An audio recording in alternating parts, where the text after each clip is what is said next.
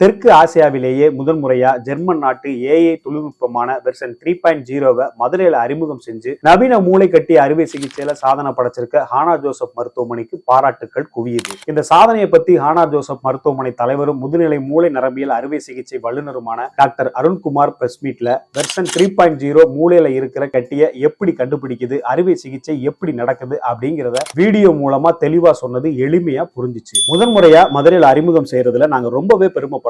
இதனால மூளையில இருக்கிற கட்டிகளை துல்லியமா கண்டுபிடிச்சு கட்டிகளை எடுக்கும் போது அங்க இருக்கிற நரம்புகளுக்கோ தசைகளுக்கோ எந்தவித சேதமும் ஏற்படாது. கடந்த ஒரு மாசத்துல மட்டும் 3 நோயாளிகளுக்கு வெர்சன் 3.0 தொழில்நுட்பத்தை பயன்படுத்தி அறுவை சிகிச்சை செஞ்சு சக்சஸ் பண்ணியிருக்காங்க இந்த டீம். இந்த சிகிச்சையால நோயாளிகளுக்கு எந்தவித பக்க விளைவுகளும் வராது. ஆபரேஷன் செஞ்சு 10 நாள்ல நோயாளி இயல்பு நிலைக்கு வர்றதுதான் வெர்சன் 3.0 தனிச்சிறப்பு. கூடவே இந்த நிகழ்ச்சியில ஜெர்மன் நாட்டு பிரெயின் லேப் இந்தியா நிறுவனத்தை சேர்ந்த டாக்டர் விபா சிங், டாக்டர் அர்த்தனா ஐஸ்வர் கலந்துகிட்டு விளக்கம் அளிச்சது பயனுள்ளதா இருந்துச்சு.